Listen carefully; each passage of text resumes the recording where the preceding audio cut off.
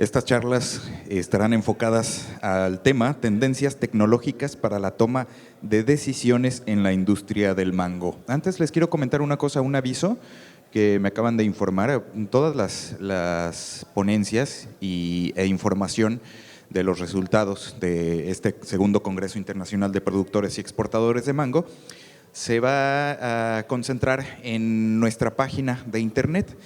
Es la página www.mangoemex.com/congreso. Para todas las personas que quieran después del Congreso checar información, tanto de las ponencias que vieron o las que no vieron, pues ahí va a estar concentrada, ¿sale? En sus gafetes están. Es www.mangoemex.com/congreso. Igualmente viene impresa en el gafet para que de ahí saquen la información, ¿sale? Les recuerdo también, para los que no han llenado la encuesta pequeña de los servicios del hotel y los organizadores, también lo hagan para que la dejen y nos regalen un correo electrónico para poder estar en contacto. Muy bien, pues vamos a empezar con este nuevo ciclo, tendencias tecnológicas para la toma de decisiones en la industria del mango. Y como primer invitado, expositor, está el maestro Iván Michel. Él cuenta con más de 10 años de experiencia en el ámbito de las energías renovables. Actualmente, él es director comercial para México en SMA, uno de los principales fabricantes alemanes de inversores de corriente, con gran presencia y actividad en México. Además, él impulsó a 2 de las empresas fabricantes de módulos solares más grandes del mundo, donde se desempeñó como responsable comercial en Jinko Solar y Canadian Solar para México y Latinoamérica. Con el inicio de la transición energética, el maestro Iván se ha desempeñado como director de energías renovables en la Secretaría de Energía del Gobierno Federal Mexicano. En sus líneas de colaboración también se desarrollaron y publicaron documentos de política energética, estrategias en materia de energías renovables para el país, y él se encargó también de la promoción y desarrollo de estas tecnologías en la República Mexicana por parte del Gobierno Federal. El maestro Iván ha trabajado en diferentes órdenes de gobierno por más de 13 años y en la docencia por 5 años. Es licenciado en Economía, con especialidad en el sector público y máster en Finanzas por la Universidad de Guadalajara. Le damos la más cordial bienvenida al maestro Iván Michel. Gracias por su participación y cedemos los micrófonos. Bienvenido, maestro.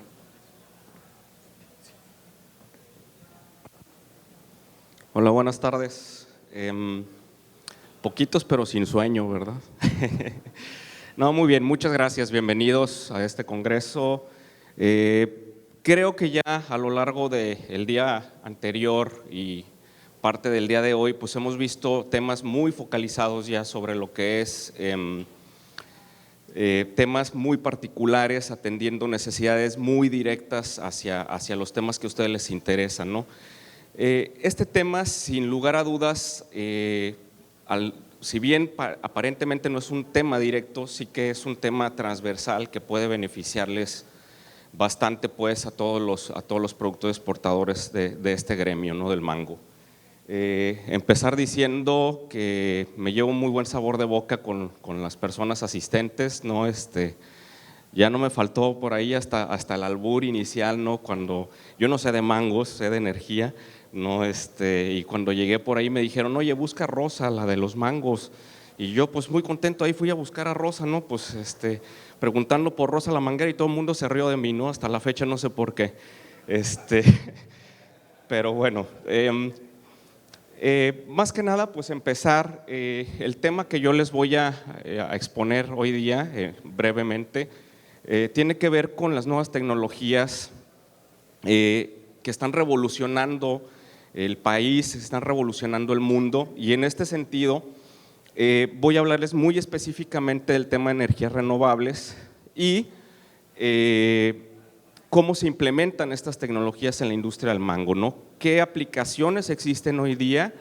Que muchas veces no las conocemos, no quiere decir que no existan con ello, ¿no? Y que el mundo sí que está tomando ventaja de estas tecnologías para posicionarse en los mercados, ¿no? Para ser más competitivos, para abatir sus costos de producción, ¿no? Y obtener pues mejores márgenes de ganancia o ser más competitivos con las otras empresas, ¿no? Entonces, si pasamos, aquí está el apuntador, ¿verdad?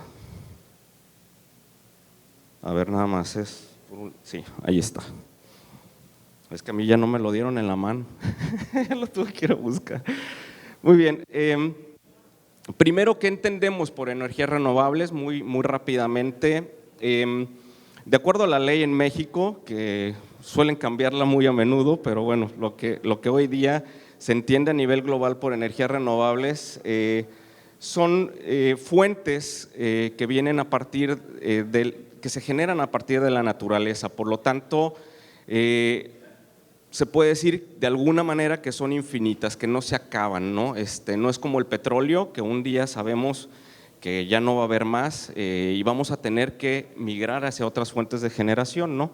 Dentro de este tipo de energías, pues tenemos varias, ¿no? Tenemos la geotermia, tenemos la energía eólica, que es los aerogeneradores, ¿no? O molinos de viento, que alguna gente los conoce así, ¿no? Que si ustedes se dan una vuelta por Oaxaca y por la Ventosa, se van a sorprender la cantidad de aerogeneradores que tenemos, ¿no?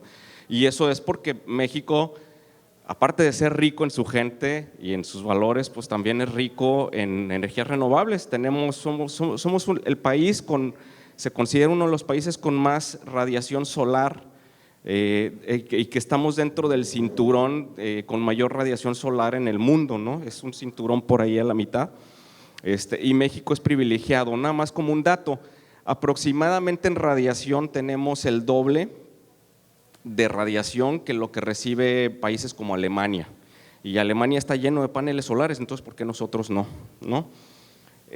Tenemos también por ahí las hidroeléctricas, la energía oceánica, todo esto es para generación de electricidad.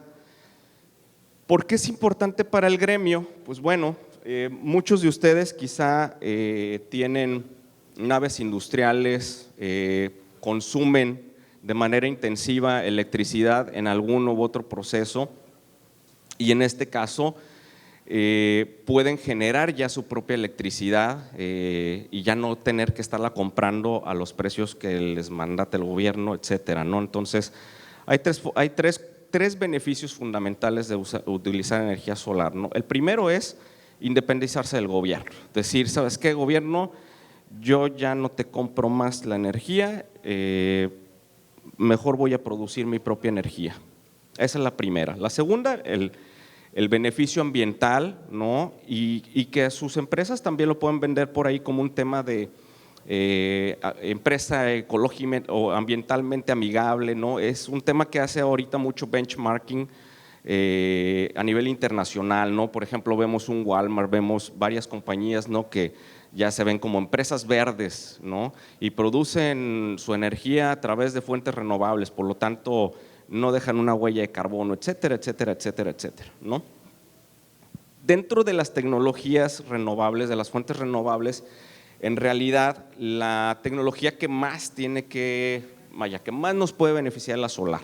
¿Por qué? Porque tiene un nivel de escala muy bonito. O sea, las otras fuentes necesitas ser un super monstruo empresario para poderlas utilizar, ¿no? Porque por ejemplo, una planta de ciclo combinado pues son 500 megas. Un mega más o menos abastece unas 800 casas en energía eléctrica, más o menos para que tengan una idea, ¿no? De cómo se mide esto. En cambio, la solar puedes empezar desde un panelito que a lo mejor para una casa chiquita o para los focos por ahí en una cabañita te va a dar la energía eléctrica suficiente, ¿no? Vemos cómo ha cambiado la regulación. Me voy a ir muy rápido en estas diapositivas porque me gustaría más platicarles a detalle las aplicaciones y cómo las podemos utilizar. Básicamente aquí es cómo estaba la industria de generación eléctrica antes de las reformas gubernamentales. Pues prácticamente ven CFE por todos lados, ¿no? CFE era el único que podía generar, que tenía el control operativo, la transmisión, la distribución, el suministro de la energía eléctrica. ¿Qué quiere decir? Que está prohibido para los privados cualquiera de las actividades de generación o de lo que sea de energía eléctrica, ¿no? Se me cayó la pulserita. Esto es después de la reforma energética.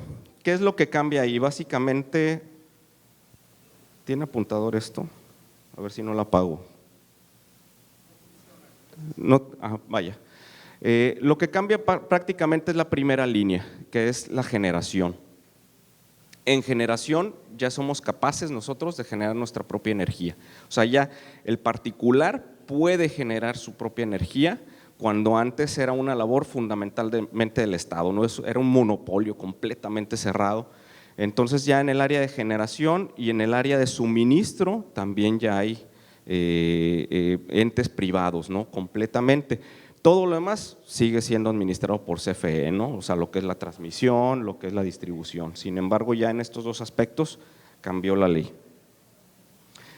Y crean un pequeño monstruito aquí que es el CENACE. El CENACE es el Centro Nacional de Control de la Energía. Era una división de CFE en el esquema anterior, pero ya ahora que desmembraron la CFE, pues bueno, CENACE adquiere mucho control porque son los que administran las líneas de transmisión. Entonces, si tú, por ejemplo, tienes un proyecto por acá que genera energía y quieres consumir en otro sitio, tienes que pasar por las redes de transmisión de CFE, ¿no? Entonces, CENACE es el encargado de decirte, oye, pues mira, te voy a cobrar tanto por pasar la energía a este lugar, ¿no? Y se crea, bueno, también se le dan muchas atribuciones a la Comisión Reguladora de Energía, que es la que va a estar estableciendo toda la normativa con la que ustedes pueden actuar ya como privados. Ha avanzado la energía solar. En México ya tenemos 58 centrales solares. Básicamente se puede decir que estamos por el orden ya casi llegando a los 4,000 megas, que bueno, ya empiezan a pintar, ¿no? Y en generación distribuida vamos por ahí de los 800 megawatts. Les repito, más o menos un mega alcanza a suministrar energía eléctrica para alrededor de unos 800 hogares, ¿no? Entonces ese es el parámetro. Esto es a gran escala. Obviamente, aquí el beneficio que pueden ustedes tener es que estos proyectos solares que están instalados en el país, mediante un comercializador de energía, puede venderles a ustedes energía solar o energía renovable, ¿no? Y ustedes, en lugar de firmar un contrato de compra de energía a CFE, lo firman con un privado a costos generalmente menores de los que les estaría otorgando CFE. Entonces, ese es un esquema válido y muy viable para ustedes, ¿no? Un primer esquema, ¿no? Simplemente pues, busco uno de los suministradores, busco uno de los comercializadores de energía y le digo, ¿sabes qué? Quiero comprarte energía, pero no al precio de CFE. Y te la van a vender más barata, no tienes mayor implicación, te van a hacer un neteo por ahí y te van a dar tu recibo y te van a decir, mira, pues, te ahorraste tanta lana, ¿no? A lo mejor en lugar de 1,000 pesos salió en 800 pesos el recibo, ¿no? Entonces, esa es una primera instancia. La segunda instancia tiene que ver con generar ustedes su propia energía. Ahí pues lleva un consecuente pues desembolso de capital, una inversión, ¿no? Pero que en el largo plazo se entiende y se justifica muy bien. Esto nada más es para darles una idea de qué tan alcance están las tecnologías hoy día. La energía solar hace 50 años era energía que prácticamente, o los paneles se utilizaban prácticamente en el tema aeroespacial, los transbordadores, en los satélites, era muy caro. Hace 50 años, para que se den una idea, este tipo de tecnologías, un panel costaba 500 veces más de lo que cuesta hoy. 500 veces más, ¿no? Los costos han venido bajando estrepitosamente y México ha sido uno de los países que mejores precios ha obtenido para comprar energía. O sea, CFE ha sido un gran ganón de las subastas porque ha comprado ya energía a precios muy económicos, lo cual hace una empresa más rentable, ¿no? Ya el precio al cual les vende a ustedes pues es otro tema. Esto es generación distribuida. Es cuando alguien de ustedes decide poner paneles en su negocio o en su casa o en su empresa. Y esto viene por estados. Si ustedes se fijan, pues obviamente los estados donde hay mayor concentración poblacional pues son los que han despegado de una manera más más grande, ¿no? Curiosamente, Jalisco está en primer lugar, siempre Ciudad de México pues tiende a ser por la concentración poblacional los que más consumen, ¿no? Aquí en este caso Jalisco ha despegado mucho y además tiene un montón de empresas que se dedican a instalar paneles solares y todas las tecnologías, ¿no?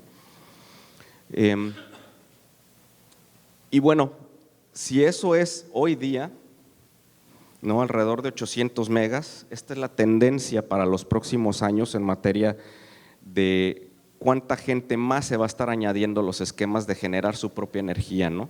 Esta obviamente es una predicción, pero si se fijan es una predicción muy exponencial. ¿Qué quiere decir? No solamente en México, en el mundo ya está toda la gente instalando paneles solares, ya están hartos de que le diga el gobierno cuánto les va a costar la energía, están buscando ya una independencia, se venden como empresas verdes, ¿no? Y además ya es económicamente costeable. Antes era una onda de hippies, así algo, uy, qué padre, voy a ayudar al medio ambiente. Bueno, ahora ayudan al medio ambiente, pero también se ayudan ustedes mismos financieramente en sus compañías, ¿no? Hoy día ya genera ahorros. Hoy día montar energía solar ya es atractivo financieramente, ¿no? A mí en la casa me decían, oye, ¿por qué no pones paneles solares si tú te dedicas a esto? Ah, sí, es que eres tonto, ¿qué? Me dijeron más feo, ¿verdad? Pero no lo puedo decir aquí. Y de verdad, el día que puse paneles solares me di cuenta de los beneficios que traía consigo, ¿no? Ese día yo le dejé de pagar a CFE 2,000–3,000 pesos de factura y me fui a 80 pesos o 100 pesos, creo que es la renta mínima, ¿no? Y la ventaja es que estas tecnologías se entienden en el largo plazo. Sí es cierto, son caras, el costo inicial es elevado, pero son paneles que generalmente tienen una garantía por 25 años. Entonces, ¿qué quiere decir? Que el panel se va a pagar o el equipo solar fotovoltaico se va a pagar por ahí de los 4 a 6 años el retorno de la inversión, pero lo van a tener por lo menos 25 años trabajando. Entonces se va a pagar 1, 2, 3, 4, 5 veces a través del tiempo, ¿no? Y eso los hace más competitivos, si no los chinos no estuvieran montando tanta energía solar, ¿no? Hoy día China se está comiendo el 50% de la producción de paneles del mundo y también producen gran cantidad de estas tecnologías, ¿no? Hay algunos beneficios de proveer estas tecnologías, por ejemplo, hay una deducción de impuestos al 100% según el artículo 34 de la ley de ISR para depreciar, lo que ustedes compren en tecnología solar en el primer año. Ya ven que en algunas ocasiones tienen que deducir hasta un 20% o un 25% cada año. Aquí hay un beneficio fiscal que es la depreciación acelerada. Y en este sentido, si ustedes, por ejemplo, compran paneles solares para su negocio, lo pueden deducir al 100% en el primer año en tema de ISR, ¿no? Entonces ya les da una ayudadita al gobierno.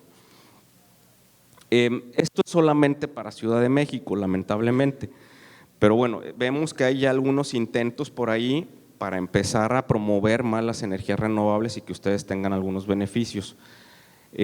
Hay ya muchos créditos, porque obviamente el costo inicial es elevado, pero hay ya muchos créditos, muchos para el campo, ¿no? Por ejemplo, no sé, Firco, Fira, Zagarpa, que ya tienen créditos, incluso algunos de ellos a fondo perdido para las tecnologías renovables, ¿no? O sea, si ustedes dicen, oye, quiero instalar paneles solares para una granja productora de mango, muy probablemente alguno de los fideicomisos de Zagarpa va a poderles financiar o va a poderles incluso dar algún dinero a fondo perdido. Por último, esto es a gran escala, ¿no? Pero es un programa sectorial de Secretaría de Economía para exentar de impuestos de importación los proyectos de gran escala que se hagan en el país, ¿no? Si por ejemplo estamos hablando ya de una nave industrial que le vamos a montar unos 5, 8 megas, se puede meter a este programa y automáticamente exenta todos los impuestos de importación, que en el panel es el 15% y en el inversor el 10%, ¿no? Entonces es también otro beneficio para que les salga más barata la tecnología. Esto es respecto a generación eléctrica. Como Pequeños generadores, ustedes, por ejemplo, en negocios comerciales pueden montar hasta 500 kilowatts sin necesidad de sacar ningún permiso. Lo único que tienen que hacer es decirle a CFE, oye, voy a poner mis paneles solares hasta 500 kilowatts, es el tamaño que nos restringe la ley, y lo único que se firma es un anexo a su contrato de CFE. No tienen que hacer absolutamente nada más, o sea, no tienen que sacar permisos de generación, ni permisos, ni manifestaciones de impacto ambiental, ni toda la burocracia pues que se da en proyectos sí ya de mayor envergadura. Pero lo que hacen muchos de nuestros clientes es, si tienen varios medidores, meten varios proyectos de 500 kilowatts, o sea, topan cada uno de los proyectos a un medidor y entonces al rato ya tienen 3 o 4 megas, de acuerdo a cuántos medidores puedan tener pues en sus predios, ¿no? Otra limitante pues es obviamente el tamaño, cuántos paneles puedo montar y si tengo el lugar adecuado para ello. Pero es muy económicamente factible, les repito, los retornos de inversión son de alrededor de entre 4 y 6 años y son sistemas que por lo menos 20 a 25 años van a estar funcionando a un 80-85% de su capacidad de generación, ¿no? Pasamos, energía solar no solamente es energía eléctrica o lo podemos traducir en energía eléctrica, también hay aplicaciones térmicas que se utilizan en el campo y en otras industrias, ¿no? Al hablar de energía térmica solar, prácticamente estamos hablando de procesos de calentamiento, sobre todo calentamiento de agua que se utiliza para muchos procesos productivos.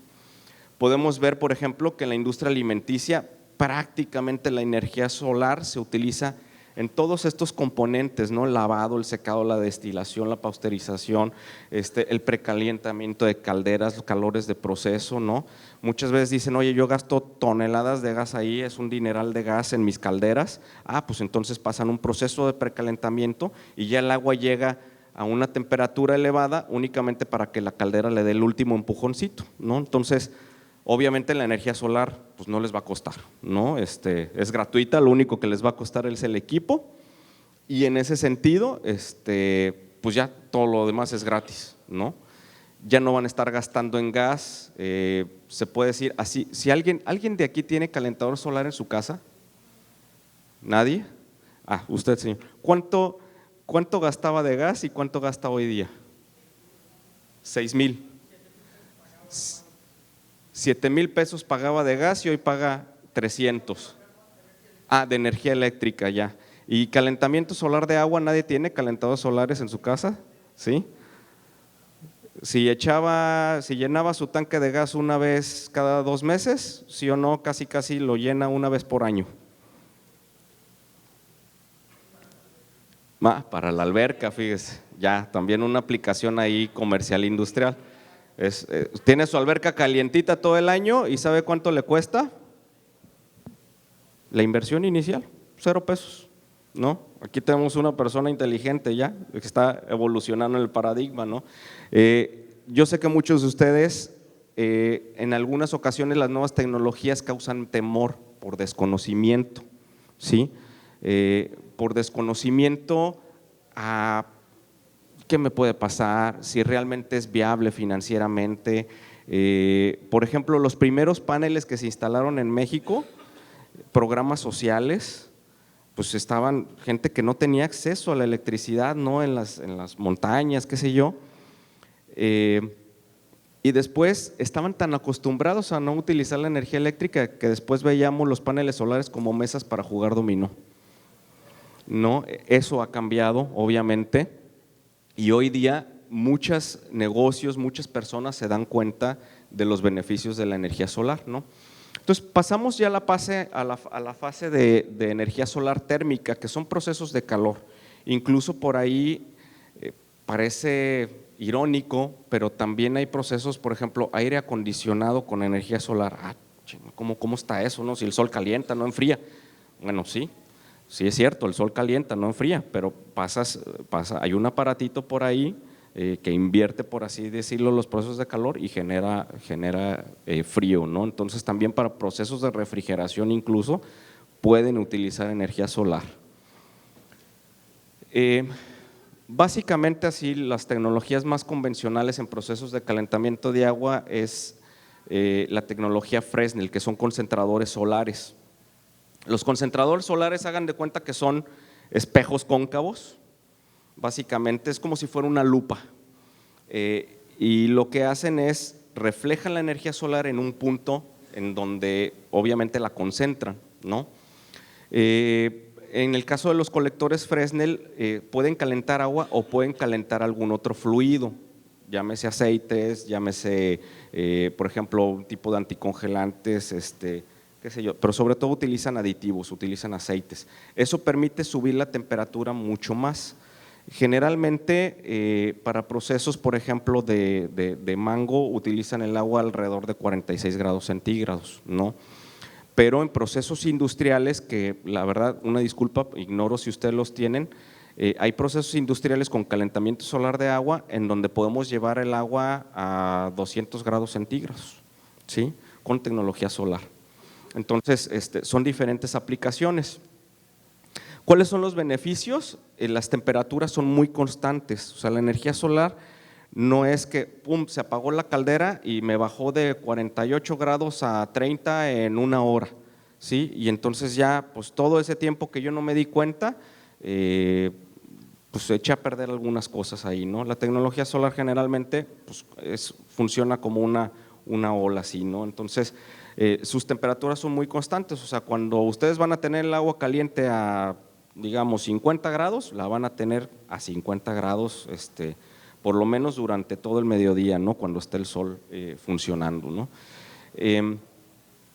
Entonces hay una gran precisión en la temperatura y hay un mejor tratamiento, pues, por lo tanto una mejor calidad en los procesos. Aquí yo les quería presentar una tecnología, bueno, porque es importante, pues ya no quemes tu dinero, ¿no? Ya no utilices gas que te va a estar costando dinero y en lugar de ello invierte en una tecnología solar térmica que obviamente, les repito, la inversión inicial puede ser un tanto onerosa, pero va a estar ahí presente por muchos años y ya no van a estar gastando gas, ¿no? O sea, sus costos, digamos, cíclicos de cada proceso los van a reducir prácticamente a cero con la inversión en una de estas tecnologías, ¿no? Obviamente también con sus consecuentes beneficios, ¿no? Los costos de los combustibles suelen cambiar, ya hemos visto los temas de gasolinazos, ¿no? De dieselazos, y en cambio pues esto es un costo fijo que ustedes ya saben que es su inversión inicial, consiguen un financiamiento puente, entonces lo están pagando. Muchas veces este tipo de tecnologías con los mismos ahorros que les genera se van pagando, ¿no? ¿Qué quiere decir? Que si yo gastaba 10,000 pesos en un proceso en gas para mis calderas, ¿sí? Y meto un sistema de estos, a lo mejor ya con el financiamiento que consigo yo voy a estar pagando 5,000 pesos del crédito, pero por haber montado este sistema, en lugar de 10,000 pesos ya gasto nada más 2,000 pesos de gas, entonces se paga y todavía me ahorré una lana, ¿no? Y ya que terminan de pagar el crédito, entonces es 100%, vénganos para acá mi rey, ¿no? A la bolsita. Entonces, obviamente a mediano y a largo plazo todavía el beneficio que ustedes van a obtener es mayor, ¿no?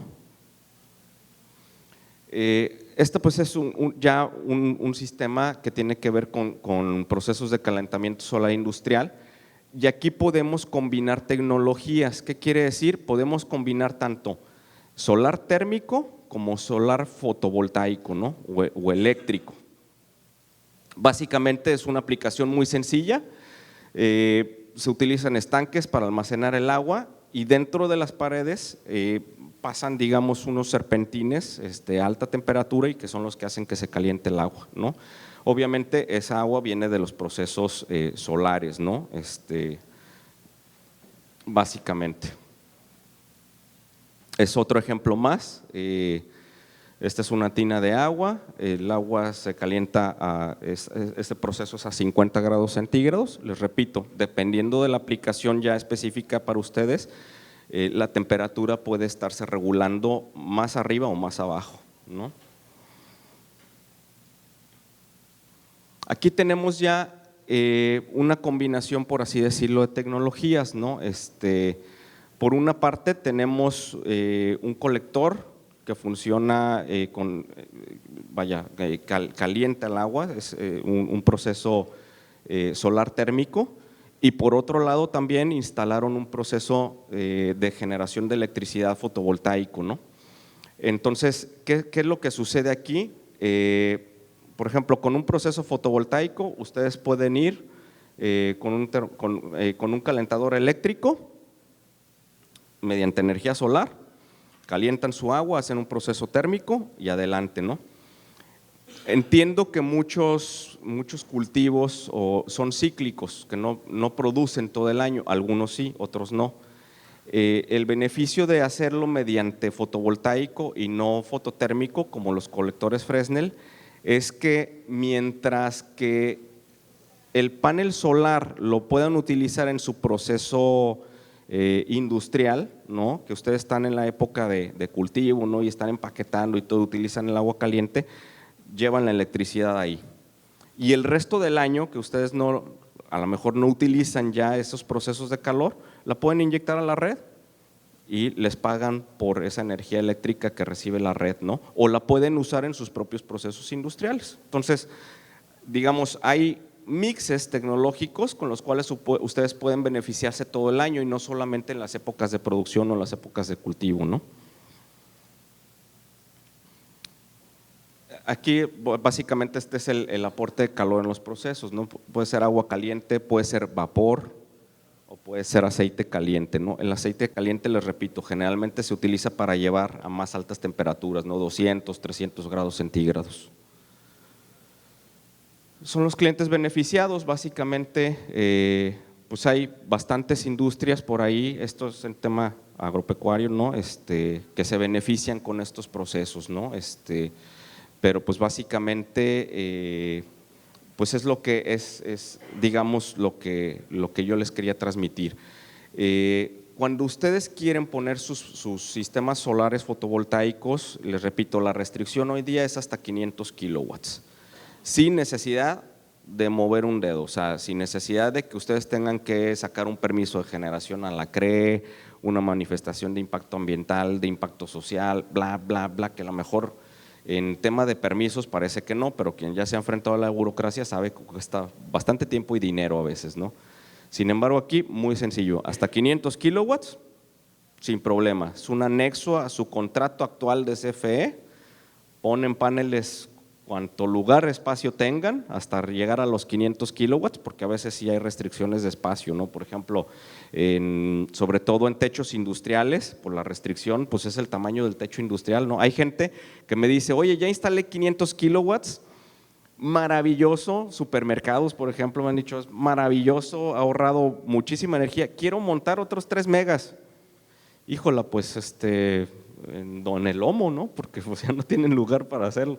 Entonces, la verdad es que la gente que ha incursionado, o sea, yo mi recomendación es, como pueden montar desde un panel 10, 100, 1000, los que ustedes quieran, a lo mejor prueben la tecnología, o sea, yo los invitaría a que prueben la tecnología y digan, oye, pues sabes qué, a lo mejor hay gente, por ejemplo, que empieza en su casa.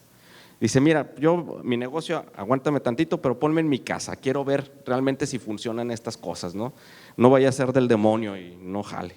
Y lo ponen en su casa y a los 2, 3 meses, el primer salto es cuando les llega su siguiente recibo de la luz, ¿verdad? Hijo, ya me chingué al gobierno, no es cierto.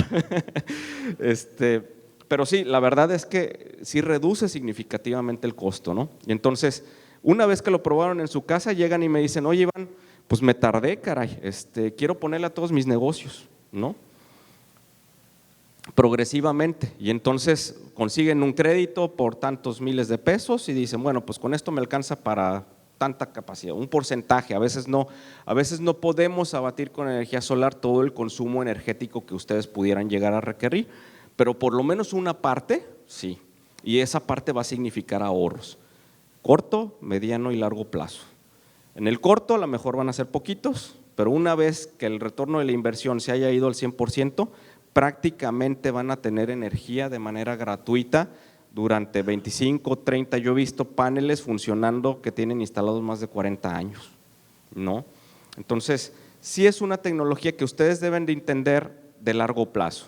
Ustedes quizá sí la inversión es fuerte inicialmente y a lo mejor en los primeros 4 años pues están pagando el equipo, pero yo les aseguro que una vez que paguen la inversión inicial van a ser considerables ahorros. ¿Por qué? Porque van a estar utilizando energía que a ustedes les va a costar, otra vez, 0 pesos, ¿no? Yo les agradezco y dejaría pues ya un espacio por ahí para preguntas y respuestas, no sé si va a ser al final o si no dejarle de espacio al primer expositor. Espero, yo sé que el tema pues al final es transversal al tema del mango, ¿no? Pero creo que sí es importante que ustedes conozcan pues el desarrollo de estas nuevas tecnologías, cómo las pueden implementar en sus procesos, en sus negocios, ¿no? En sus empresas, porque al final son un beneficio que van a tener contra sus adversarios, ¿no? En un mundo cada vez más global en China, sí que, o sea, los chinos le están metiendo durísimo todo esto. Si tuvieran una bola de cristal, yo creo que el mundo va para allá, mucha gente ya se ha dado cuenta y de verdad yo les invitaría a ser pioneros en este tema, no se van a arrepentir. Muchas gracias y muy buenas tardes.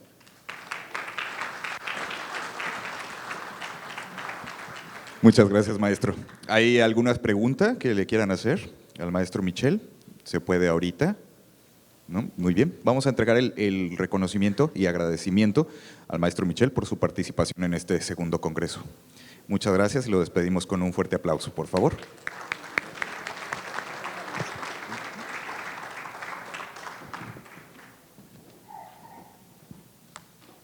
Continuamos con este ciclo de ponencias con el tema Tendencias tecnológicas para la toma de decisiones en la industria del mango. Bueno, ese es el tema general.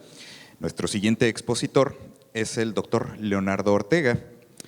El doctor Leonardo se unió a la NMB en el año 2007, se unió como especialista en investigación y en el año 2008 fue promovido al cargo de director de investigación, donde se tiene a su cargo la coordinación de todas las actividades de investigación de la misma asociación, incluyendo los programas de investigación sobre la producción, post cosecha, nutrición y consumo. El doctor Leonardo es ingeniero agrónomo, tiene una maestría en producción pecuaria y un doctorado en economía agrícola. Antes de iniciar con la NMB, el doctor trabajó durante más de 15 años a nivel universitario en Venezuela como profesor e investigador encabezando diversos programas de extensión. Le damos la más cordial bienvenida al doctor Leonardo Ortega.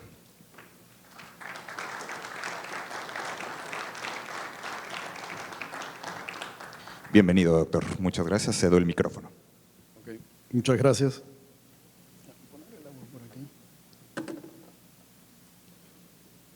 Déjame ponerlo por acá arriba. El apuntador. Okay. Bueno, buenas tardes. Primero que todo, quiero agradecer al comité organizador de EMEX, a su directora ejecutiva, la licenciada Mirna Castro, y a su presidente, Francisco Villegas, por invitarnos a participar en el segundo Congreso Internacional de Productores y Exportadores de Mango. El tema que yo les voy a presentar ahora es una herramienta que ha creado la National Mango Board para medir el impacto ambiental y social que productores y empacadores tienen en la industria del mango. Pero antes de empezar a hablar sobre esa herramienta, primero vamos a mostrarles a ustedes más o menos la agenda que vamos a seguir. Vamos a hablar un poco sobre la National Mango Board para aquellas personas que nunca han escuchado hablar de la National Mango Board. ¿Cuál es la misión, la visión, su plan estratégico y qué programas tenemos? Y posteriormente vamos entonces a hablar de la herramienta de sustentabilidad, cómo surge el programa de sustentabilidad, cuáles son sus antecedentes y qué herramientas están disponibles para la industria para que evalúe su huella ambiental y social. El National Mango Board se crea en el 2005 en los Estados Unidos y es un consejo de investigación y promoción que tiene como objetivo incrementar el consumo de mango en los Estados Unidos. La visión del National Mango Board es que el consumidor deje de ver a la fruta de mango como una fruta exótica y la considere como una fruta cotidiana y la incorpore en sus platos de una manera cotidiana como lo hacen con las bananas. Y para lograr esta misión y visión, nosotros seguimos un plan estratégico donde se nos definen las actividades por los próximos 3 años. Este plan estratégico tiene 5 pilares y como ustedes pueden ver ahí, se enfoca en suministrar mangos de calidad y con un buen sabor. También se enfoca en realizar actividades que permitan incrementar el número de consumidores de mango en los Estados Unidos. Es decir, tenemos que hacer actividades para atraer cada vez más a mayor cantidad de consumidores en los Estados Unidos para que consuman mango. Pero no solamente nos enfocamos en atraer a los consumidores, sino también que hacemos actividades para que esos consumidores consuman también cada vez más mango. Es decir, si el consumo, como lo mostramos ayer, está alrededor de las 3.16 libras por persona año, ¿qué es lo que queremos? Pues que ese consumo per cápita suba.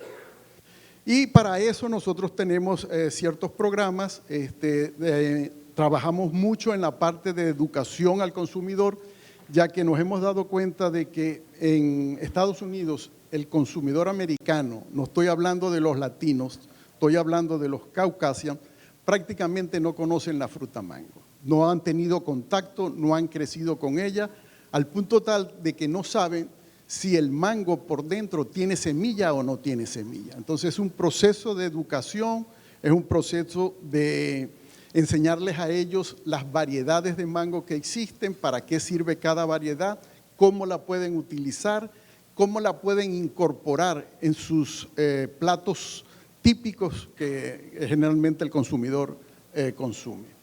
Y otra de las características del plan estratégico importante es que tenemos que servir a la industria. Tenemos que informarle a la industria de qué es lo que está pasando en la industria del mango y cuáles son las actividades que la National Mango Board está realizando. Este plan estratégico que les acabo de mostrar, que tiene 5 pilares fundamentales, es creado por los miembros del consejo.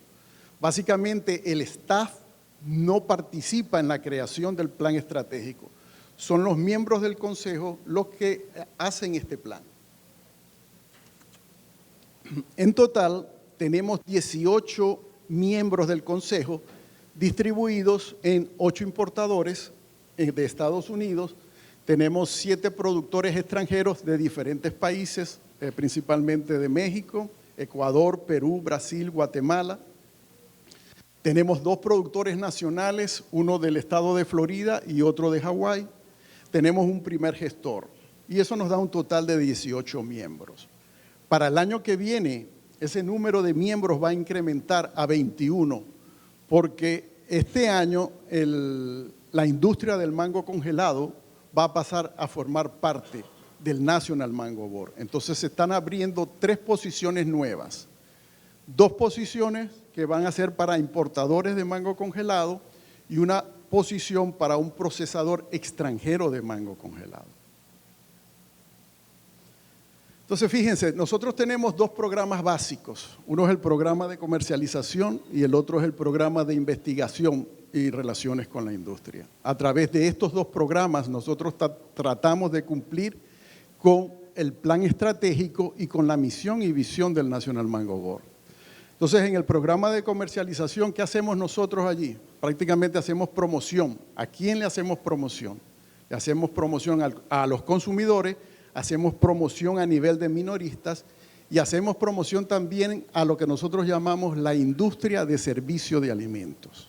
La industria de servicio de alimentos es cualquier lugar donde ustedes consuman alimentos que no sea en su casa. Es decir, si van a los restaurantes, eso forma parte de la industria de alimentos. Si van a una cantina en un colegio, eso forma parte de la industria de alimentos. Entonces nosotros trabajamos con ellos para incorporar el consumo de mango en esa industria. En la parte de investigación nosotros tenemos varios programas. Uno es el programa de nutrición y salud. El objetivo de este programa es generar información sobre los beneficios nutricionales que el mango tiene para la salud. Entonces hemos hecho estudios sobre las diferentes variedades.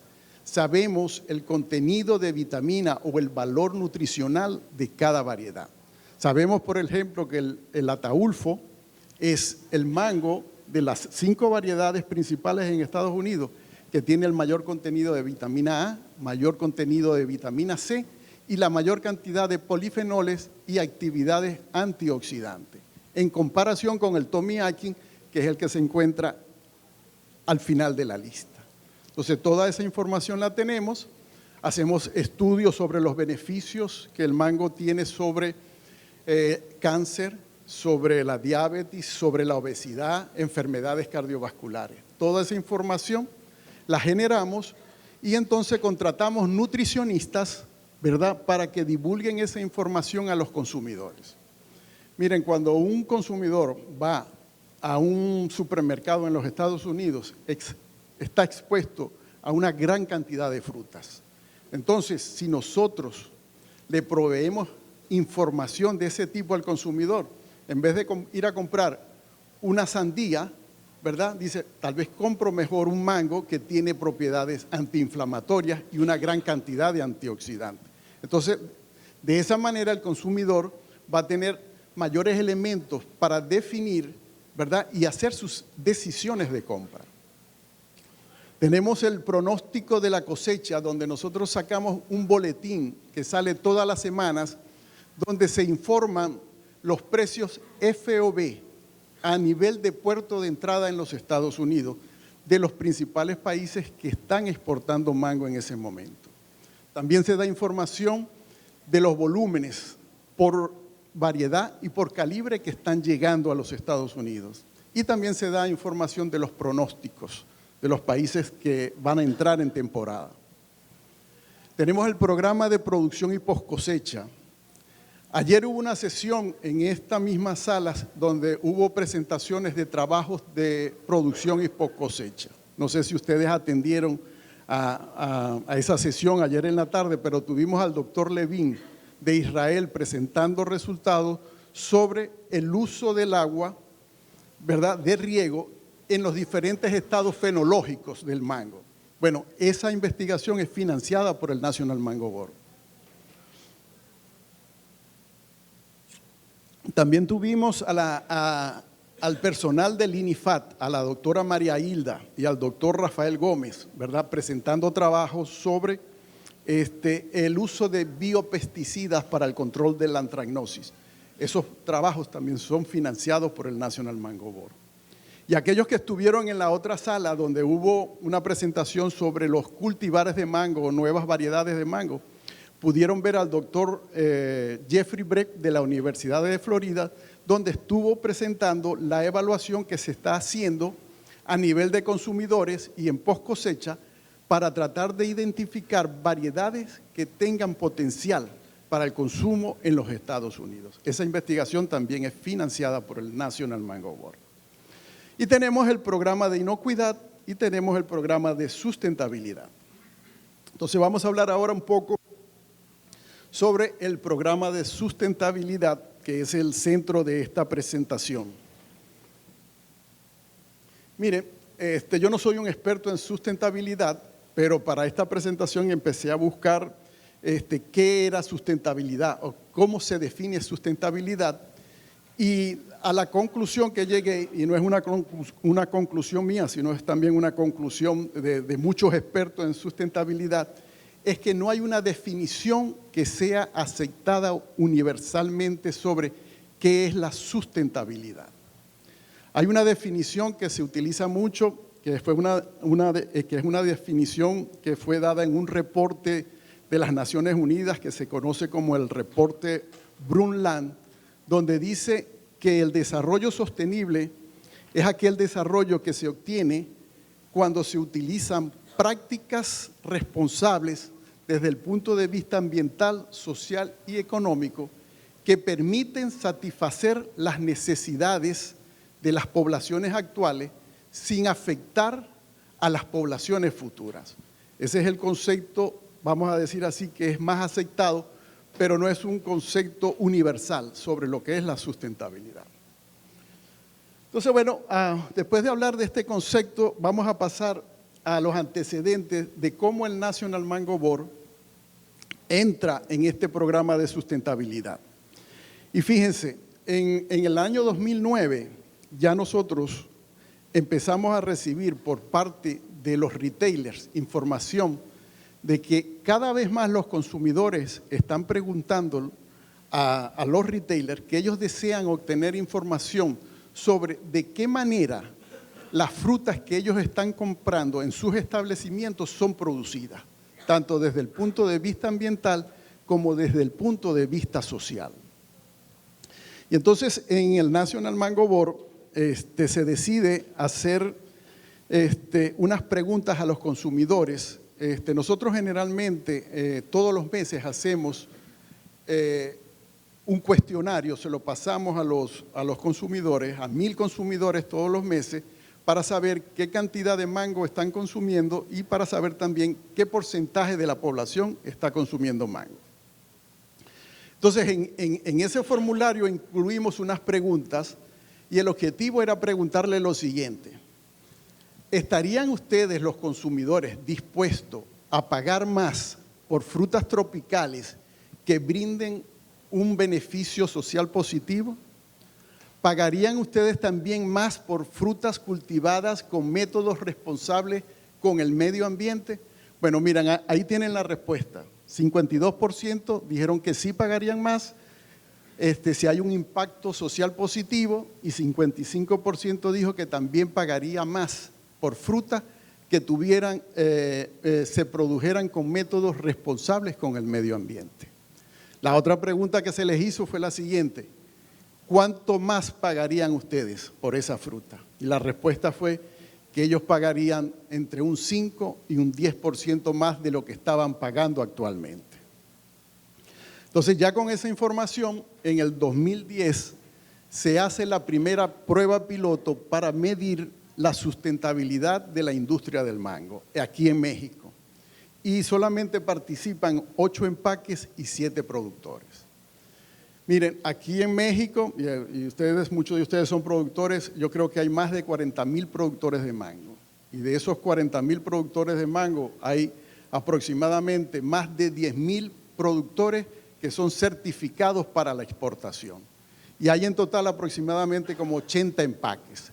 Entonces, fíjense la diferencia, es una muestra muy pequeña para que nosotros podamos inferir con ese estudio cuál fue la sustentabilidad de la industria del mango aquí en México. Entonces, en el 2013 hacemos otra prueba piloto e incluimos a Brasil. Aquí participan 27 empaques y 32 productores.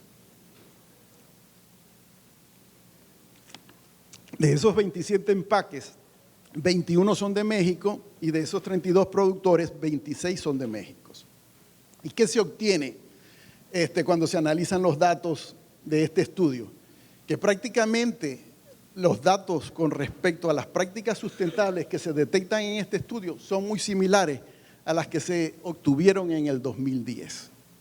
Para darles un ejemplo, se miden las emisiones de carbono en los 2 estudios. ¿Y qué se observa para México?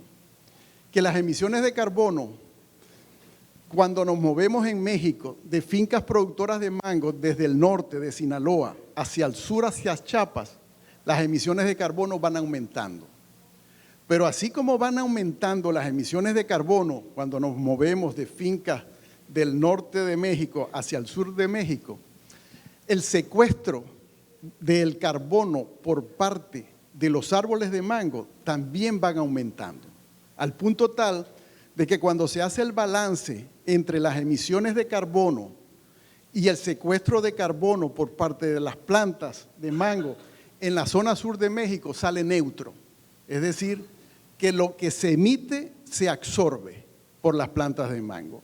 Eso no sucede en las fincas en la parte central de México y en la parte norte, donde las emisiones de carbono superan al secuestro de carbono. Entonces, otro de los factores importantes que se obtienen de este estudio en el 2013 es que hay un gran interés en el 2013 por parte de la industria del mango de mejorar sus prácticas de inocuidad, tanto a nivel de finca como a nivel de empaque.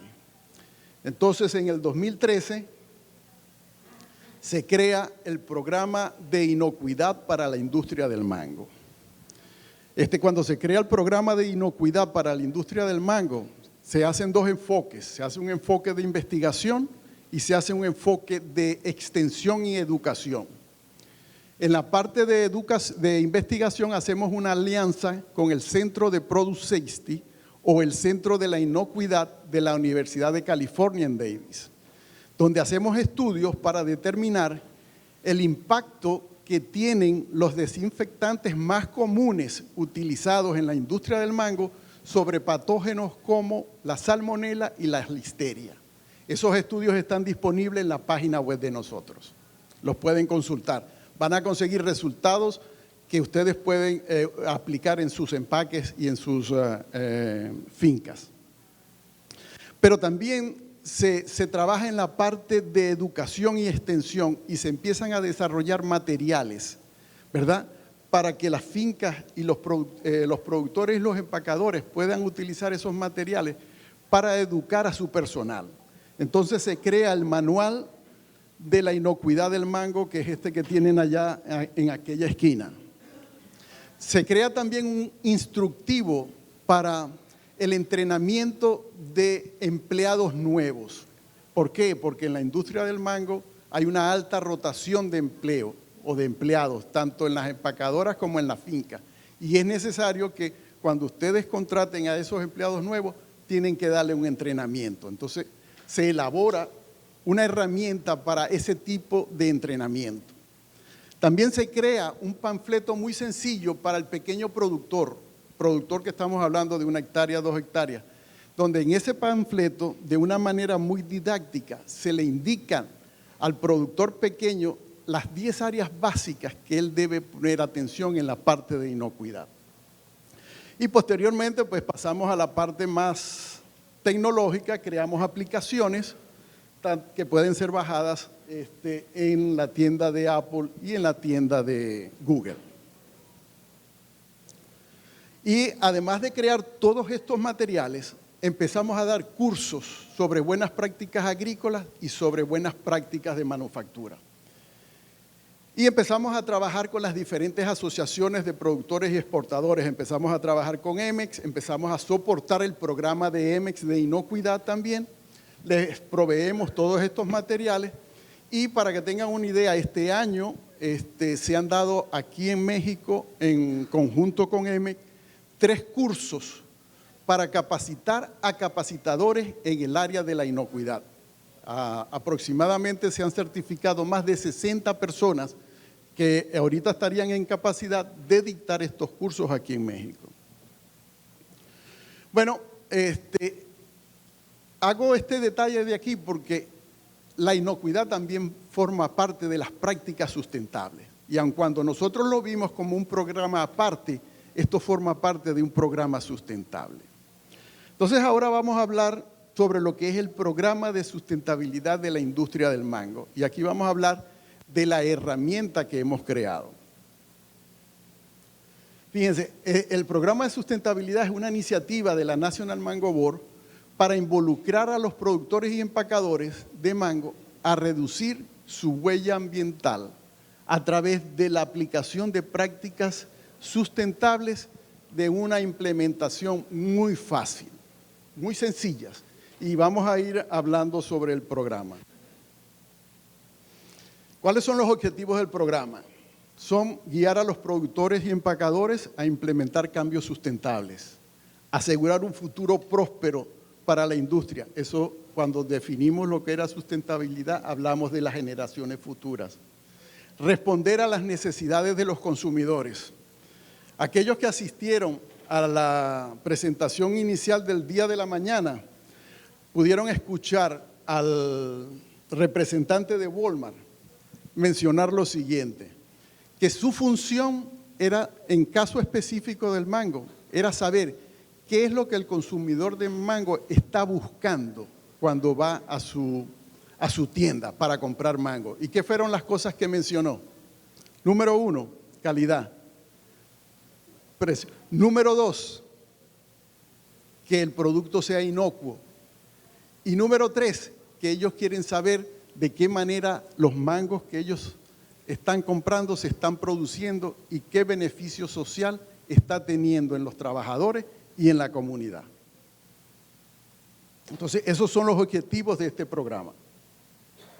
Por supuesto, si ustedes tienen una finca que produce mangos desde el punto de vista sustentable, sus compradores lo van a preferir a ustedes antes de ir a comprarle mango a otro cliente. Y sus trabajadores van a preferir trabajar con ustedes que trabajar en otra finca o en otro empaque.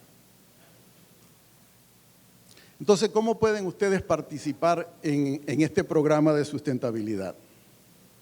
Fíjense, la página web que se creó este año y se lanzó este año se llama mangosustainability.org. Y aquí ustedes pueden ir a esa página, se pueden registrar y van a aprender sobre sustentabilidad. Posteriormente, ustedes pueden evaluar sus prácticas para ver si las prácticas que están utilizando son sustentables o no son sustentables.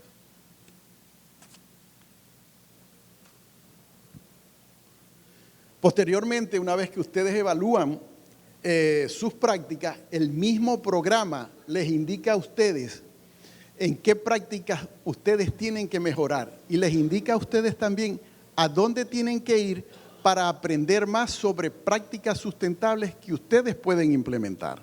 Entonces, una vez que ustedes hacen eso, ustedes elaboran un plan donde hay una herramienta que les ayuda a ustedes a elaborar ese plan. Y posteriormente, una vez que ya ustedes tienen el plan, lo único que tienen que hacer es implementar esas prácticas. Y posteriormente ya lo que se vuelve es un ciclo, ustedes cada vez aprenden más de sustentabilidad, se vuelven a evaluar y pasan a otro nivel sustentable. Y de esa manera teórica es como esta herramienta funciona. Esta es una fotografía de cómo luce la página de sustentabilidad de la industria del mango. Fíjense que está en inglés y está en español. Así, cuando ustedes entran a la página www.mangosustainability, esto es lo que van a ver. Ahora, ¿qué es lo que van a conseguir en esa página? Fíjense, van a conseguir 3 seminarios virtuales que les van a informar a ustedes sobre los objetivos básicos y las herramientas que están disponibles para ustedes. Yo les recomiendo que vayan en orden, vean primero estos seminarios virtuales antes de ir directamente a la herramienta de autoevaluación. Es decir, mucha gente va directamente a la herramienta de autoevaluación antes de leer o pasar por estos seminarios y aprender cómo funciona esa herramienta. Entonces, ¿qué van a conseguir allí? ¿Qué herramientas? Van a conseguir el manual de sustentabilidad de la industria, donde ustedes van a aprender sobre prácticas sustentables. Así es como luce el manual de sustentabilidad. Tiene una sección para producción y tiene una sección para empaque. Entonces, ustedes pueden ver aquí el contenido para cada sección. Tienen por qué debo integrar la sustentabilidad a mi negocio. ¿Cuál es el objetivo? Tienen entonces lo que se refiere al uso y manejo del agua, a la energía, fertilizantes, manejo de suelo, manejo de plagas y enfermedades, gestión de residuos, uso de la biodiversidad para sostener la producción a largo plazo, remuneración a los trabajadores, salud y seguridad laboral y otras prestaciones sociales. Y cuando ustedes van a cada sección, ahí les van a dar a ustedes información sobre diferentes prácticas que ustedes pueden aplicar. Otra de las herramientas, y después vamos a hablar un poquito más en detalle, que ustedes consiguen allí, es la herramienta de autoevaluación. Esta herramienta de autoevaluación prácticamente lo que les permite a ustedes es monitorear su desempeño y determinar qué fortalezas tienen y qué oportunidades tienen para mejorar sus prácticas. Y por último, van a conseguir una herramienta que la llamamos nosotros un plan de acción, que no es más que una hoja de Excel donde la hoja de Excel los va guiando a ustedes, dependiendo de los resultados de la autoevaluación, la hoja de Excel los va guiando a ustedes sobre qué prácticas ustedes pueden implementar y cuándo las pueden ir implementando. Entonces, básicamente, esos son los 3 componentes del programa. Vamos a hablar ahora un poquito más sobre la herramienta de autoevaluación. La herramienta de autoevaluación es un cuestionario que busca ayudar tanto a los productores y empacadores a monitorear su desempeño para identificar sus fortalezas y sus oportunidades. Y a la National Mango Board, ¿para qué le sirve? Primero, que nos permite a nosotros crear estándares. Una vez que nosotros creamos estándares, ustedes pueden medir su desempeño contra esos estándares. Y si ya nosotros tenemos estándares de la industria, podemos elaborar comunicaciones para informarle a los consumidores de cuáles prácticas sustentables está utilizando la industria del mango. Y eso debería ayudar a mejorar sus negocios y en términos generales a la industria del mango.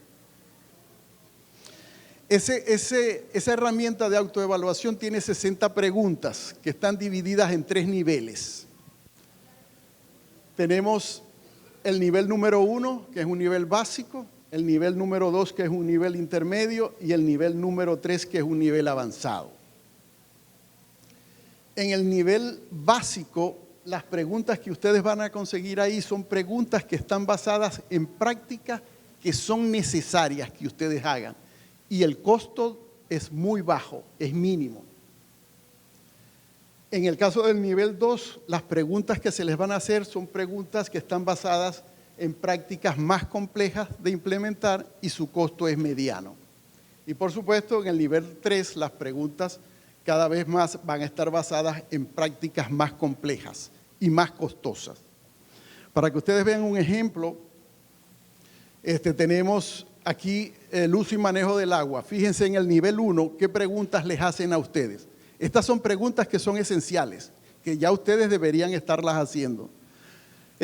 ¿Se conoce y se monitorea el consumo de agua o el consumo de energía? ¿Se evalúa la calidad del agua de riego? Esas son ya prácticas que ustedes deben estar realizando.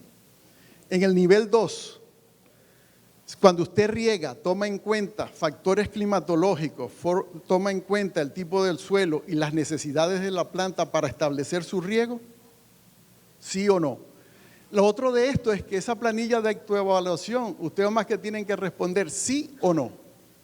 Y en el nivel 3 ya son preguntas más específicas a tecnologías más avanzadas, como ¿determina usted las necesidades de riego por estado fenológico en el mango? Para saber en qué estado fenológico debe regar o no, o en qué estado fenológico debe aplicar mayor cantidad de agua o no. Entonces, así va subiendo el grado de dificultad de las preguntas y de las tecnologías que ustedes tienen que emplear. Entonces, ¿cómo pueden utilizar la herramienta? La descargan, evalúan su desempeño y lo más importante, compartan sus resultados. Ya dijimos por qué es importante compartir sus resultados.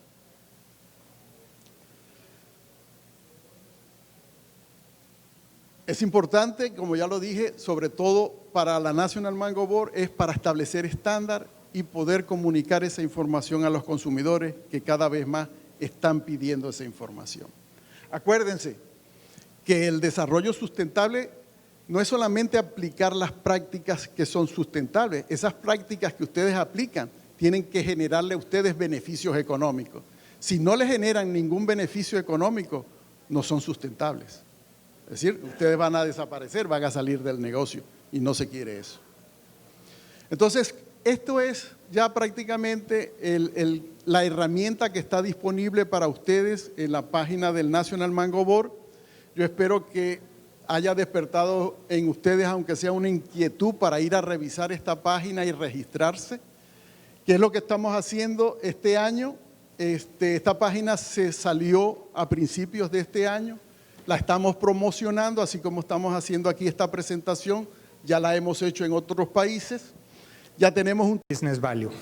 que es un centro de investigación en donde lo que hacemos es análisis primordialmente económico alrededor de la manera en la que la tecnología está impactando nuestra forma de trabajar todos los días.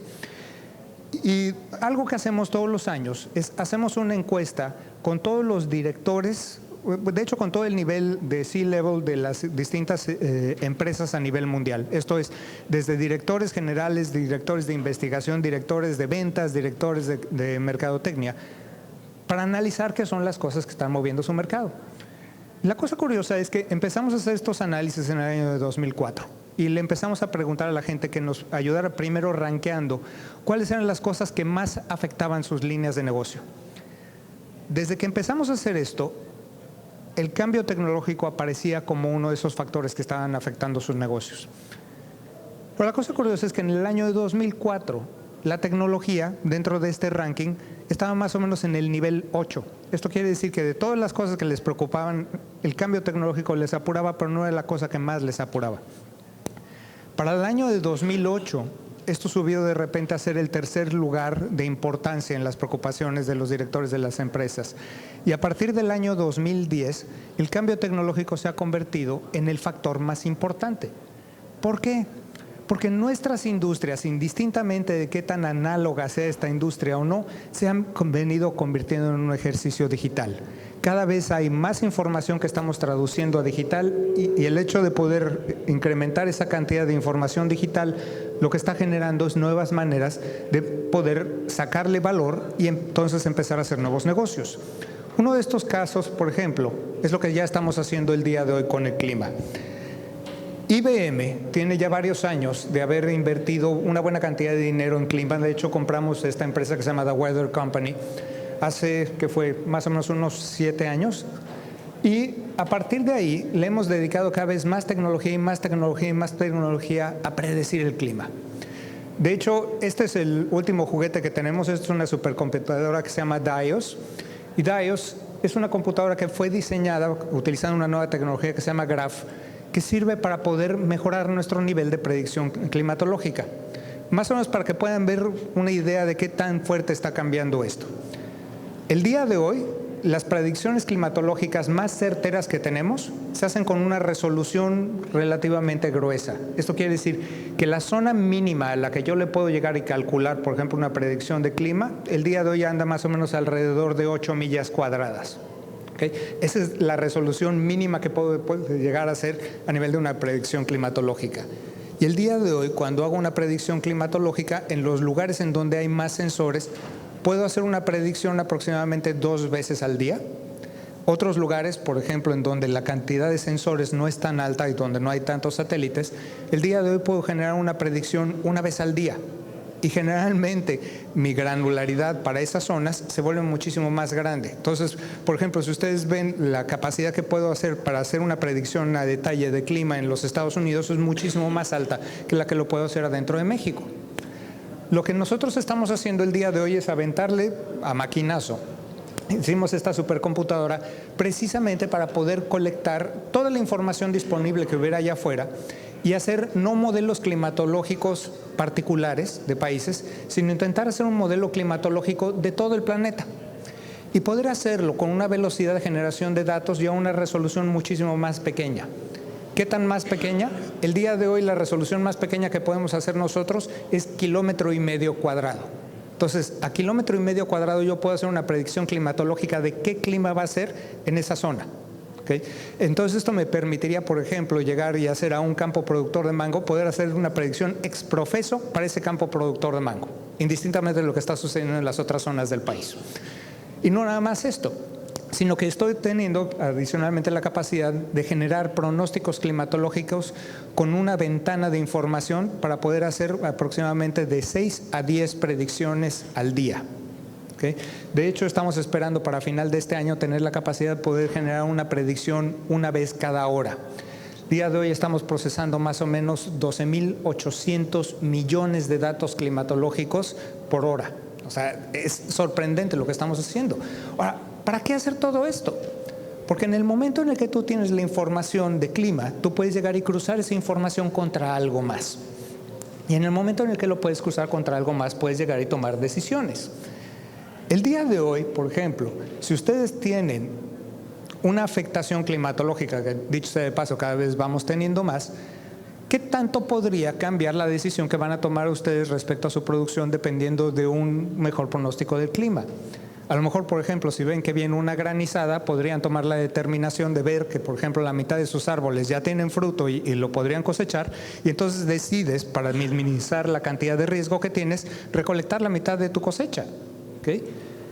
De repente, si tienes adicionalmente buenas predicciones a largo plazo, también lo que puedes hacer es tomar decisiones como, por ejemplo, ver si vas a inducir que floreen los árboles antes o no.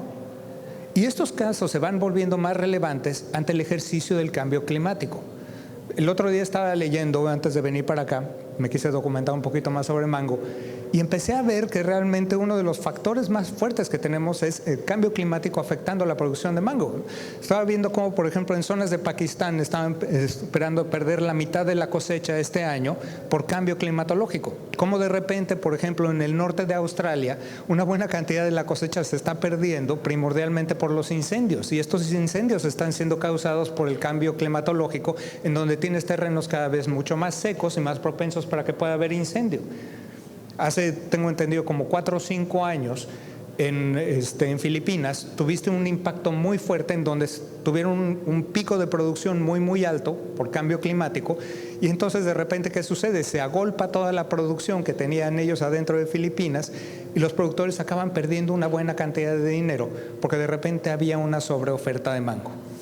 Entonces, si tú pudieras tener una mejor capacidad para hacer esa predicción climatológica, entonces podrías llegar y tomar mejores decisiones de qué tanto producir, cuándo cosechar, e incluso si deberías de estar induciendo, por ejemplo, que floran los árboles o no. También una de las cosas que hemos empezado a ver es la cantidad de interrelación que hay entre el clima y otros factores, como por ejemplo plaga. Entonces, si de repente el clima tiene una incidencia particularmente alta sobre algunas de las plagas que tienes allá afuera, bueno, una mejor predicción del clima te podría decir qué medidas podrías empezar a tomar para efectos de llegar y prevenir una infestación. Ahora, esto es algo que podemos hacer a nivel macro, pero también lo que estamos haciendo ya el día de hoy es llevar las cosas a nivel micro. Y esto, cabe hacer una mención, no es algo que haga IBM en los grandes países desarrollados. Esto es algo, y estos son sobre todo tecnologías que estamos desarrollando incluso a nivel local. En IBM, en Guadalajara, una de las cosas que tenemos el día de hoy es, acabamos de abrir un pequeño laboratorio, y este laboratorio lo estamos utilizando para ver cómo podríamos llegar y apalancar el uso de tecnología, primordialmente para atacar temas agrícolas. Hemos empezado ahorita, por ejemplo, a trabajar con productores de moras, pero ya también estamos en contacto, por ejemplo, con Emex para empezar a desarrollar tecnología que pudiéramos utilizar para el caso particular del mango. Y lo que estamos buscando es, así como tenemos esta gran cantidad de información digital el día de hoy alrededor del clima, que pudiéramos llegar y generar información digital a nivel de lo que está sucediendo directamente en el terreno. Que pudiéramos poner sensores, y sensores que no dependieran de que tuviera que haber mano de obra allá afuera colocándolos, sino que pudiéramos tener sensores autónomos que me pudieran determinar cuestiones como, por ejemplo, el nivel de distintos minerales adentro del suelo, que me pudieran dar información alrededor del nivel de humedad que existe en cada uno de estos lugares, que pudiera llegar y hacer, por ejemplo, mecanismos, ya sea basados en drones, tanto aéreos como drones terrestres, que me pudieran llegar y hacer medición, por ejemplo, del contenido de azúcar que hay en un mango. Si de repente yo tengo la capacidad de extraer toda esa información directamente de sus distintas plantas, yo puedo llegar y empezar a cruzar esta información junto con la información climatológica y poder tomar determinaciones. Desgraciadamente, antes de venir para acá no tuve mucha oportunidad de analizar todo el caso del mango. He tenido oportunidad de trabajar con otras industrias y la cosa curiosa es que hemos empezado a cruzar información de estos sensores junto con motores de inteligencia artificial para aprender cómo se hace esta industria y para poder procesar grandes cantidades de información. Por ejemplo, ahorita en la ponencia anterior nos estaban platicando alrededor de varios estudios. Estos estudios, factiblemente ustedes tendrían que leerlos y después de leerlos, derivar de ellos el conocimiento que necesitan para efectos de ver cómo lo van a aplicar en su propia producción. Con la tecnología de inteligencia artificial de Watson, una de las cosas que puedo hacer es, puedo entrenar motores de inteligencia artificial para que lean esos estudios. Y no nada más esos, cualquier estudio que exista allá afuera. y derivar de toda esa información cuáles son los puntos clave, por ejemplo, que afectan el día de hoy la producción del mango. Y entonces, encontrando esos puntos clave, cómo llegar a diseñar aquellos sensores que van a poder medir esto y que me voy a poder trepar adentro de modelos analíticos para hacer esa toma de decisiones. Hagan de cuenta, uno de los ejercicios que me tocó hacer hace unos meses, pusimos a analizar la producción de lácteos, que me aventaron este torito. Me pidieron, ve cómo puedes llegar y transformar la industria de producción de lácteos utilizando tecnología. Hicimos un motor de inteligencia artificial que analizó una gran cantidad, o sea, varios millones de documentos académicos alrededor de la producción de lácteos. Y de ahí derivé que había 4 factores sumamente importantes para esa producción de lácteo: la salud del animal, la temperatura que hace y la alimentación. Y entonces lo único que hice fue diseñar 3 aparatos que estaban diseñados primordialmente para detectar el nivel de actividad que tenían los animales, la cantidad de alimento que tomaba cada uno de los animales en lo particular, más el efecto que tenía la temperatura dentro de la producción de leche. Y entonces esto me permite diseñar un mecanismo al que cariñosamente le pusimos el Internet de las vacas, en donde lo que estábamos haciendo era llegar y derivar inteligencia para ver cuáles eran, por ejemplo, los mejores alimentos que le podías dar a una vaca. Lo mismo podríamos estar haciendo en el caso particular del mango. Más allá de incrementar la producción, la otra cosa que estamos haciendo es utilizar blockchain. Y estamos utilizando blockchain primordialmente para generar trazabilidad. En la conferencia anterior, por ejemplo, nos estaban hablando acerca de sustentabilidad y de inocuidad. Y de una manera o de otra, estos factores se están volviendo tan importantes porque se dan cuenta, nuestras cadenas de valor el día de hoy son mucho más largas, son cadenas internacionales y son muchísimo más complejas. Y la posibilidad de que exista fraude en esas cadenas es particularmente alta. Entonces, una de las cosas que estamos haciendo con blockchain es poder ofrecer a un ecosistema completo trazabilidad desde la granja hasta el anaquel. Y la vista que traemos aquí en Planes a Futuro es poder llevar esa trazabilidad desde la granja hasta el tenedor. Que tengas manera de saber en el momento en el que tú estás consumiendo un producto, cuál es el origen de ese producto, cómo fue procesado ese producto, ¿hubo pesticidas o no hubo pesticidas? ¿Es orgánico o no es orgánico? Y esto no es nada más a nivel del producto entero, o sea, por ejemplo, un mango, sino que tú pudieras hacer esta trazabilidad en productos procesados e industrializados que llevan este mango y que tengas manera de llegar y detectar un problema. O sea, creo que mencionaron que vino gente de Walmart, ¿verdad? Hace ratito. Detalle curioso, entonces aquí se juntaron 2 cosas. El primer cruce comercial que hubo de esta información fue con Walmart de Estados Unidos y el primer producto al que se le dio trazabilidad fue mango mexicano de Chiapas, en donde estábamos registrando este mango chiapaneco, toda la cadena desde el momento en el que salía desde la granja, la transportación, el procesamiento, hasta que estaba puesto dentro del anaquel. Cuando se hace este primer ejercicio, la gente de Walmart se voltea con la gente de logística y le dice, vamos a asumir que este mango está contaminado.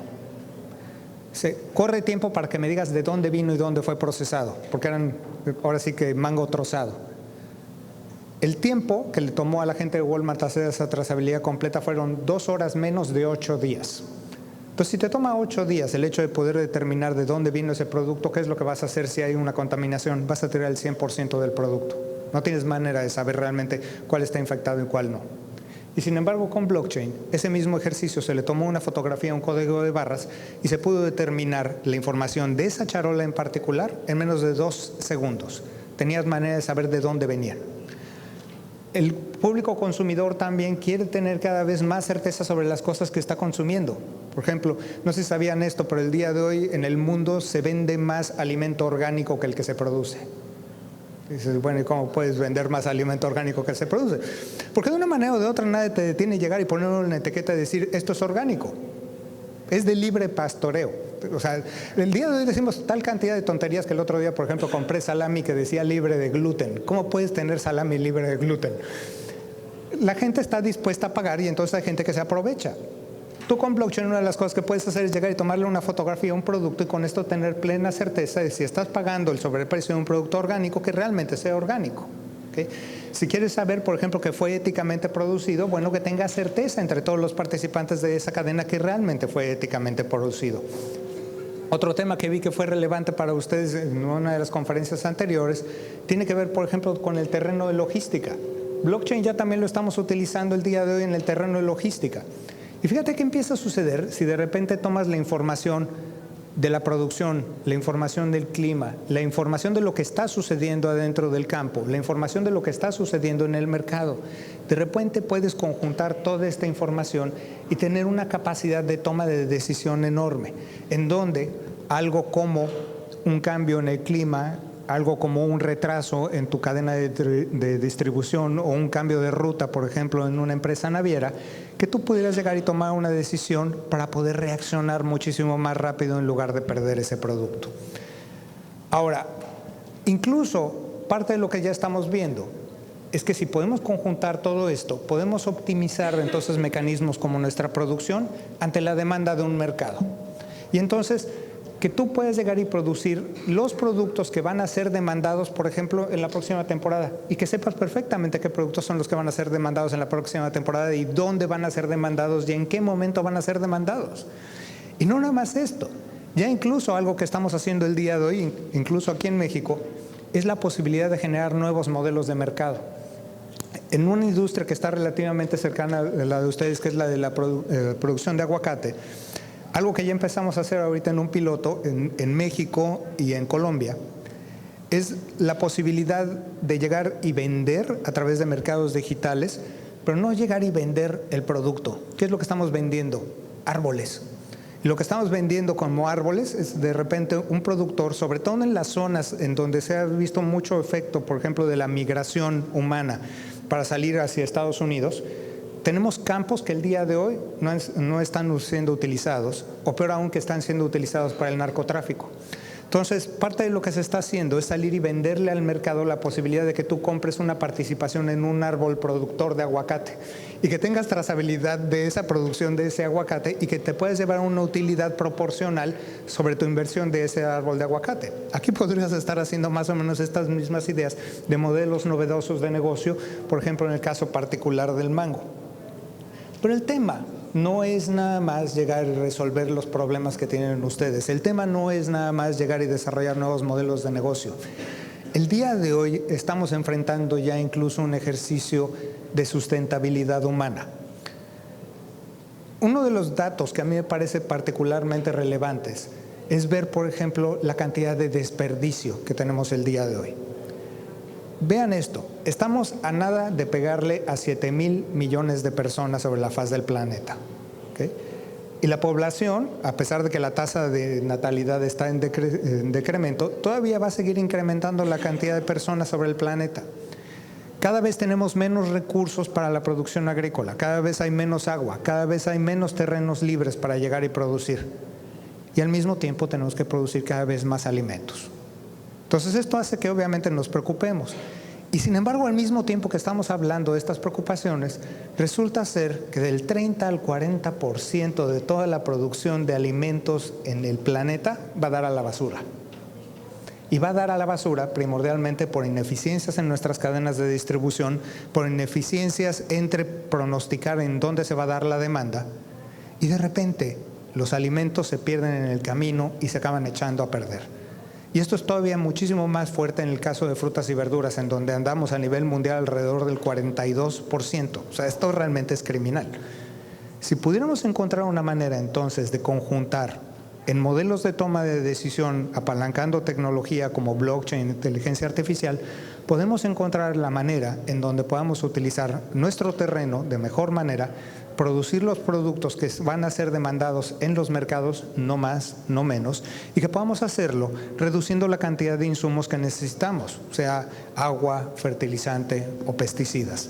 Entonces, estamos ahorita ante un punto particular de inflexión en donde la tecnología nos permite ya el día de hoy llegar y generar esos modelos predictivos, llegar y tomar esas mejores decisiones, poder optimizar esas cadenas de producción y poder optimizar esas cadenas de distribución. Y lo más relevante de todo esto es que esta tecnología, que podría sonar a ciencia ficción, es tecnología que ya existe. Y es tecnología que existe en México y que está a disposición de todos y cada uno de ustedes. Porque a diferencia de otras tecnologías, por ejemplo, hace rato que hablábamos acerca del tema de energía solar, si vas a meterle energía solar el día de hoy, tú tienes que llegar a hacer una gran inversión de capital para poner esos paneles solares, ¿okay? El día de hoy lo que podemos hacer con esta tecnología es que esta tecnología está puesta de tal manera en donde no se requieren hacer inversiones de capital, en donde lo que se requiere es primordialmente creatividad para cómo llegar y apalancar esa tecnología para resolver nuestros problemas. El día de hoy tú no tienes que comprar servidores, no tienes que comprar software, no tienes que contratar a personas para efectos de desarrollar estas soluciones tecnológicas. Estas soluciones están en la nube y tú de repente puedes llegar y empezar a utilizarlas y a usarlas a pequeña escala. Y si vas viendo valor adentro de ellas, entonces incrementar la cantidad de escala que tienes.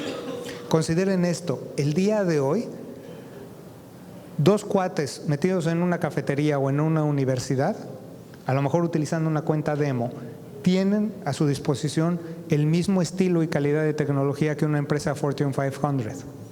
Entonces, si ustedes tienen la creatividad, pueden llegar y apalancar esta tecnología para resolver los problemas particulares de sus propios cultivos.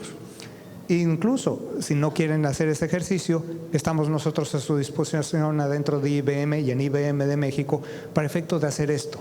Y vamos a estar trabajando ahorita de la mano, sobre todo de Emex, para encontrar nuevas maneras para llegar y apalancar esa tecnología para la producción de mango y como cualquier otra cosa, para ver cómo podemos resolver los problemas que estamos enfrentando como sociedad. Bueno, ya con esto me despido para que podamos pasar hacia preguntas. Por cualquier cosa, mi nombre es Baltasar Rodríguez y me encuentran en Twitter, en Cloud Balta, si tuvieran alguna duda. Muchas gracias.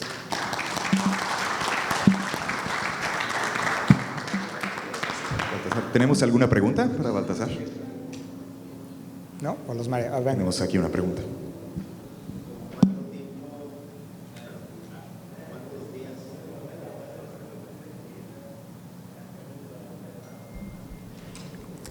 ¿Con cuántos días a futuro se puede predecir el clima? Ok, me atrevo a decir que tenemos muy buena capacidad de predicción, o sea, muy buena capacidad de predicción en una ventana de hasta 3 meses. 6 meses ya se vuelve bastante más riesgoso, pero todavía tenemos mejor capacidad de pronóstico que la que teníamos antes. Lo que estamos intentando, y es mucho a donde estamos apostando el día de hoy, es que pudiéramos llegar y tener todavía mejores capacidades de predicción todavía a largo plazo. Porque lo que estamos intentando hacer es hacer un modelo de predicción enteramente distinto, en donde lo que estamos intentando hacer es, en lugar de buscar ver el clima de una zona, lo que estamos intentando hacer es ver el clima del planeta completo. O sea, lo que estamos intentando hacer es hacer un gran modelo climatológico de todo el planeta, y a lo que le estamos apostando es que a eso, y echándole fierrazo, vamos a tener buena capacidad para hacer predicciones a más largo plazo todavía. ¿De dónde podemos ver estas predicciones? Las predicciones, bueno, el día de hoy están en Weather Company, si mal no recuerdo creo que es weather.org. Voy a hacer una cosa, le voy a pasar a la gente de Emex las ligas hacia donde hacemos predicciones más específicas hacia el terreno de agro, en donde está tanto la información gratuita de predicción climatológica y donde están adicionalmente el acceso a los modelos de cobro que te permiten ver a esos niveles cada vez más pequeños de predicción climatológica. ¿Alguna otra pregunta? ¿No? Ok. Perfecto. Pues muchísimas gracias y a sus órdenes. Muchas gracias, Baltasar. Te vamos a dar un reconocimiento y agradecimiento por tu participación bastante valiosa como complemento a la plática de Baltasar. Pues la información de todas estas charlas va a estar en nuestra página de www.mangoemex.com/congreso. Como lo acaba de mencionar, pues él va a subir información importante, así como los demás expositores, para que podamos de ahí sacar la información que necesitemos para nuestros propósitos. Nos vamos a la comida, a la hora bonita y de descanso y rica también. Nos vemos aquí en este mismo lugar, que ya van a ser ya van a ser pláticas ya unificadas, ya no van a ser separadas. Vamos a tener distintos ponentes que nos van a hablar sobre la organización y competitividad para lograr el éxito en los mercados internacionales como último ciclo de nuestras conferencias. Nos vamos a comer y los vemos aquí en punto de las 3:45 de la tarde. Muchas gracias a todos y aquí los esperamos.